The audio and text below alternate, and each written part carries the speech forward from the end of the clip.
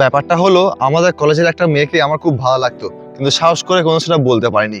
একদিন কলেজ যাওয়ার পর দেখি ওই মেয়েটা খালি আমার দিকে তাকাচ্ছে আর বারবার হাসছে। আমি যতবার তাকাচ্ছি ততবার দিকে আমাকে দেখে হাসছে। তো আমি তো খুব খুশি হয়ে গেছি, মনে হয় আমাকে লাইন টাইন মারছে, তাই জন্য বাবা আমাকে দেখে হাসছে। তো তার কিছুক্ষণ পরেই দেখি ও আমার বন্ধুকে ডাকে, ডেকে বলছে ওই পাতলা গো ছেলেটাকে ডাক না একটু এদিকে।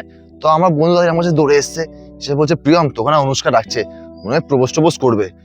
আমার তো ভাই শুনে পুরো হার্ট বিট বেড়ে গেছে, জীবনে প্রথমবার কোনো মেয়ে আমাকে প্রপোজ করবে, তাও আবার আমার জায়গায় ভালো লাগতো। তো আমি রাত্রি সাহস করে গেলাম অনুষ্কার কাছে। যাওয়ার পর অনুষ্কা আমার দিকে এসছে, এসে বলছে তোমাকে একটা কথা বলবো। আমি বলছি হ্যাঁ বলো। বলছে কিছু মনে করবে না তো। আমি বলছি না না, কি মনে করবো তুমি বলো না। বলছে আজকে আমি সকাল থেকে লক্ষ্য করছি তোমার প্যান্টের চেনটা খোলা, নীল কালারের জায়গাটা দেখা যাচ্ছে। हमरा पे कर के सितम तू दिल के हर बार रोइलो हम कईनी प्यार तुझसे तू ताई समझ न पैलो अखिया से गिरे